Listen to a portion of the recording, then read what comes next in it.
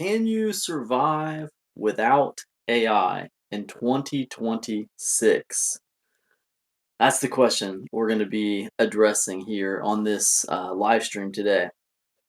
The fact of the matter is, you know, everywhere you go, you see people talking about AI on the internet, at least in the circles I run in. Everyone's talking about AI. AI this, AI that, AI the other thing. And the consensus is that if you're not using AI, then you're kind of going to get left behind. You've probably heard people using this exact language. It's almost like a cult. It's almost like you got this cult, and the cult has a playbook of phrases that they use. And one of those phrases is, if you don't use this, you're going to be left behind. Um, Essentially, it's like the equivalent of fear mongering. You're being fear mongered into making sure you use this stuff so that you're not, left behind, right? And I think that it's kind of a funny thing. I do think that, like, at the heart of it, a lot of these companies that have vested interest in AI succeeding, and a lot of these, big companies that have invested money in AI, they have a vested interest in AI succeeding, are really truly at the heart of a lot of this talk about being left behind and stay up to date with the new technology. This is what it is right now. This is the new thing, stuff like that. I think that AI is an interesting technology. I do think it's very cool. Um, and I think it has its uses, right? I think it has uses. I mean, I think that it's important to remember that there's a difference between human created content, human created anything, and AI generated anything, right? I think it's important to remember there's a difference between those two things. Um, I think that, um, you know, you don't really need AI to run an online business in 2026. That's my opinion. They'd have you feel like you do. I feel like you don't. I feel like I can write one article a week, and if that article is me talking and it's the real thing, like, it's gonna make a bigger impact than if someone writes like 5 articles a day with AI, right? Because all that stuff's gonna sound very similar. I was reading an article on Substack earlier today. I'm not even gonna name any names, but I was reading an article earlier today, and I've talked to AI enough to know what it sounds like, and I know that was AI. I could tell that that was just AI. This is a pretty big creator too on Substack, and just obviously using AI to write that article. So then you kind of start wondering, well, how much of that article is like the AI, like expounding on the original thoughts of the author, and how much of that is the actual author talking, right? Because, like, if I have like a thought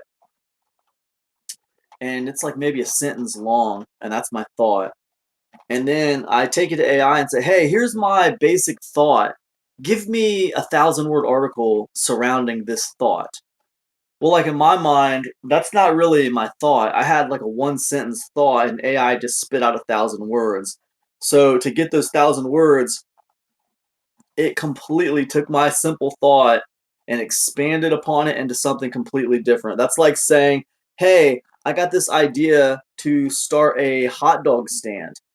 And, like, I pull in like a partner, and my partner's like, hey, instead of just having a hot dog stand, why don't we have a hot dog stand here in the middle, and then we'll create this entire mini mall around the hot dog stand, right? Well, that's something different. That's not the same thing anymore. So, like, there's a partnership to it, right? And like, this is very clear when you start looking at copyright law.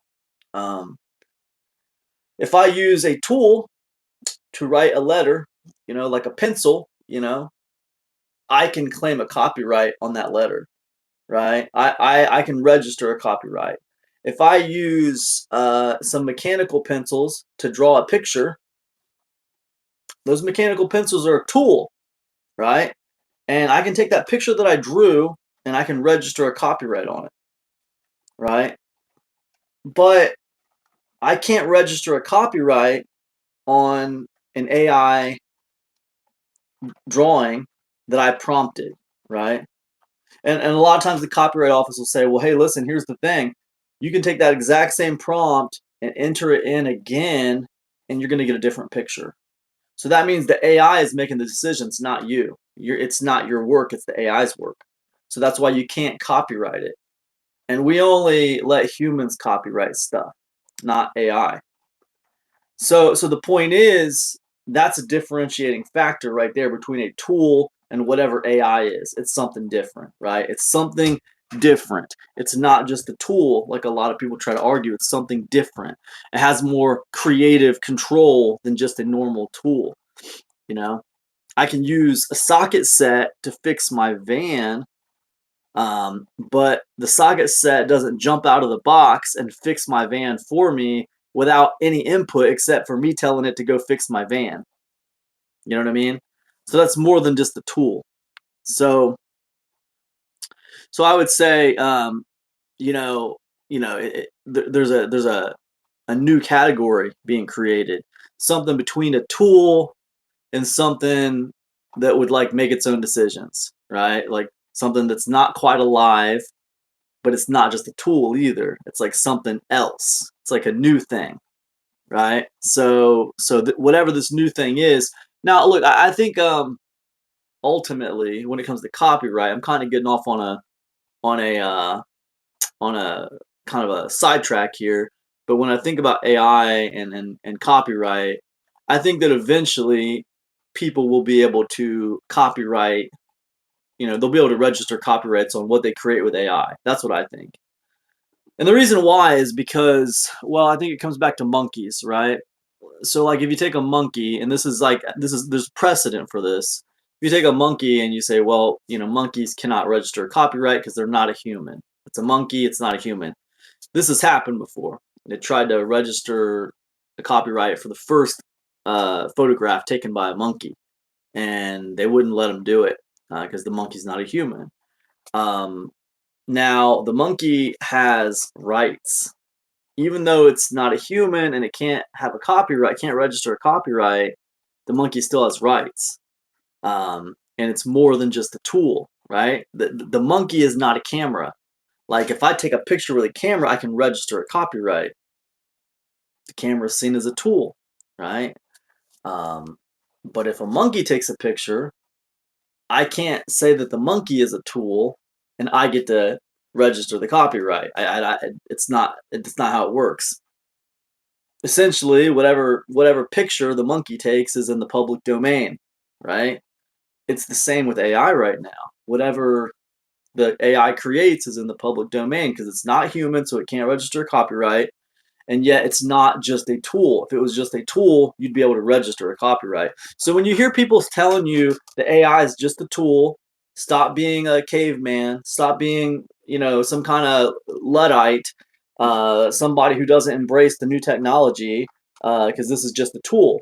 Don't buy into it. It's not just a tool. It's something different than a tool.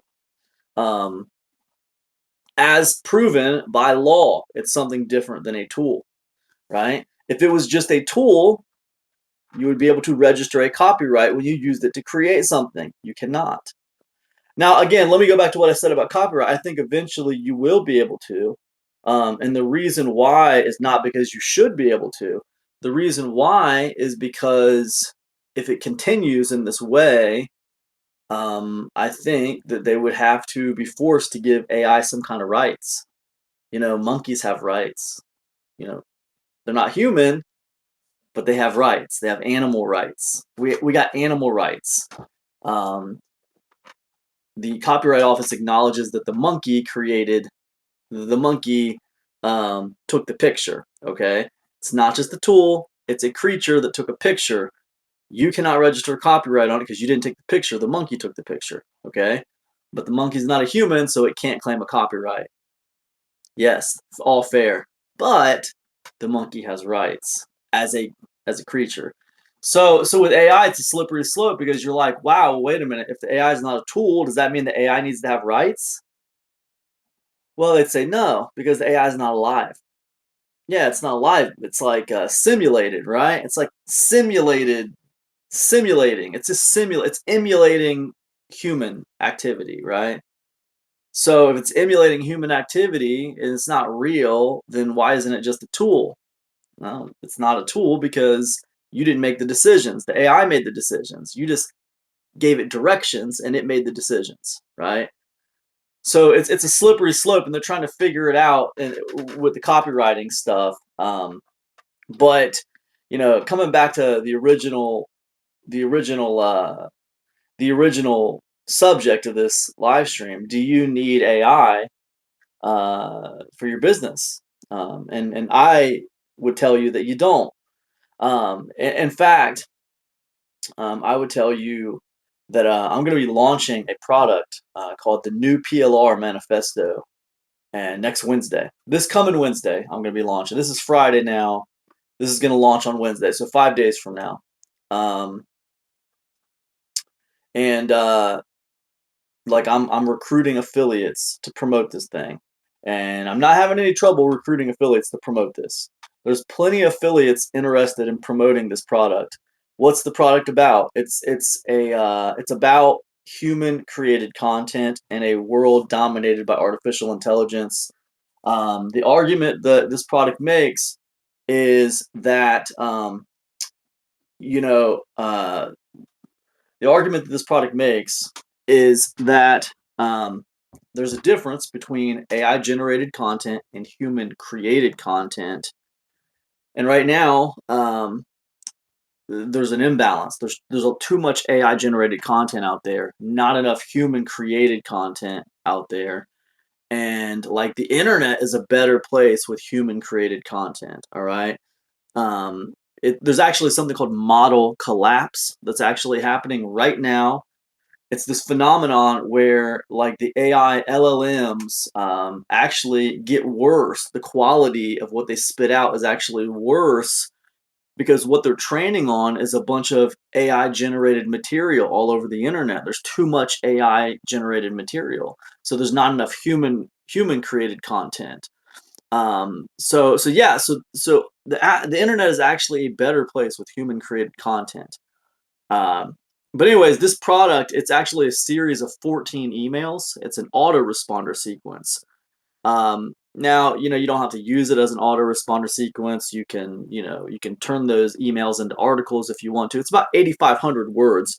So the emails are fairly long, um, entertaining, story driven, lots of cool, things happening in those emails, really designed to create engagement with your email list.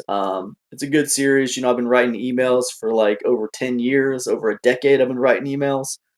So it's a good series. It's completely human written. And, I actually filmed myself writing all these emails. So there is a proof of authenticity that comes with this product when you buy it. So you'll follow along with me on the creative journey, the creative process of writing these emails, figuring out what they're going to be. You come with me through the whole thing, and I feel like that's important. That's necessary, so that people understand this was not done with AI. This was done with a real human. A real human wrote this. Um, so, anyways, excuse me. Sorry, been a long day. The point is, yes, AI might be, the future of how we do things, but there's always going to be, room for the genuine article. I think that there's a difference between human created and AI generated, and there's always going to be room for human created. Um, you know, I don't think AI is ever going to be seen as the superior, the superior version when it comes to content. There's always going to be a perception that human created content is better. Now, whether people choose to go with AI content because it's cheaper, whether they whether they choose to go with AI content because it's faster, it's more customizable, like whatever the reason, um, that all could be true, but none of them will think that this is better than like genuine human created content from an expert who knows what they're talking about. None of them's gonna think that. Um, so as long as that kind of like dichotomy exists, um, there will always be a place for human created content. Now, is AI a good tool for other things? Yeah, it could be. It could be. It depends on how it's used, you know. I was reading this article like the other day about how they used AI recently to, map out the human DNA, like 3D models of human DNA. Like they were never able to solve like exactly what it looked like in 3D, and they used AI to solve that problem. So that's pretty cool. I think the way they use it in some ways, like in medicine especially, is really interesting, and how they can use it in science and stuff. But I think this business about, using AI to essentially not really like better humanity, but instead just kind of replace human labor, right? Because I think that's where like kind of like I draw a line in the sand. Like I feel like, you know, when you got AI that's not really being used to better it's not really being used to better humanity. It's being used to replace humanity. Like that's when you see that and you think like, well, how are they spending their money on training? Like what are they training it to do? And you see like where the major emphasis is and where they're training the AI right now. And a lot of it's like, to replace and hollow out white collar jobs. A lot of it's to replace and hollow out, finance, things of that nature, right? So you see it being used, telemarketing, service work, stuff like that. It's being used to like hollow out those industries, man, and that's not really being used to better humanity. That's being used to make like a bunch of money for people who already have a bunch of money, and help them to like get rid of employees. That's what it's being used for right now. A lot of it. When you think about all the software engineers who have lost their jobs to AI, when you think about all the, like the service workers who did like art, and dictation, things of that nature. A lot of the service workers on Fiverr, um, just kind of got like hollowed out, man, just hollowed out. There's a lot. I mean, there's a lot. I'm kind of flat and tired right now, but it's a lot. I think that whenever you have stuff like that going on, like what's going on with I think there's always going to be a opposite side of that coin, right? There's always going to be the other side of that coin where people feel, you know, hey, I've been displaced by this thing. I have a disdain for it now, I have a disdain for it now. It's like affected my livelihood, and now I have a disdain for it. Like, and I get that. I get where that's coming from. I think that like when it causes enough pain, like when there's enough displacement in society, then you're going to have a major, like a major, kind of like pushback on the whole AI thing. And I think that's already starting a little bit, to be honest. But you're going to have like major pushback on it. So like if you got like a bunch of people who don't really like AI, they don't really want to deal with AI, um, and you have this kind of pushback happening, then you can't really say that like, well, a business can't survive without AI in 2026. You're going to be left behind. You can't really say that. As long as there's like this passionate group of people who really want to just deal with humans, you can't really say that. So I think that like when it comes to like PLR, like I'm in the PLR industry, and when it comes to PLR, like it's a little different, right? Because it used to be like I would create PLR for people, and it was meant to save them time. It was meant to excuse me, it was meant to shortcut expertise. Like they didn't have to be like the expert on a particular subject. They didn't have to take the time to record whatever the course was they were trying to record, or whatever the emails that they were trying to write. It was a shortcut to expertise. It was a shortcut on time. Um, it was a shortcut in a lot of ways, right? But now it's more like a boutique. It's more like the boutique model. It's more like well, it's not a shortcut as much because you can use AI to shortcut, but this is more like a higher quality, like a more human, probably more likely to get engagement than what AI is going to spit out. So, um, so the model shifted a little bit. You know what I mean? But at the heart of that shifting of the PLR model is, for me, it's like there's a disdain for AI. Like I really don't like it that much. Um, and I think that, even if you embrace AI, like even if you love AI, you think it's amazing. Um, I think even you need people like me in the world. You need people like me in the world. You need people who are out there who are like doing it the old fashioned way, and you know where you stand with those people. Like, I think that you need PLR sellers out there like me. And when you read an article by them, or you watch a video by them, like you're watching right now, or you buy a PLR package from someone like me, you know exactly where you stand on it. Like, this was created by a real person. These are his real thoughts. Whether I agree with them or not, it's real. Like it's not some BS spit out by an AI, and that's another thing about AI. It has no like concept of truth. Like there is no point of reference for the truth. Like it's so sycophantic.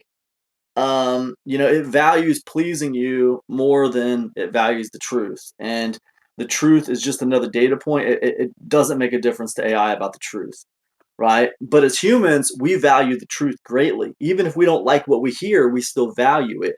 So that's a major difference between us and the AI, right? The AI does not value truth the same way we value truth.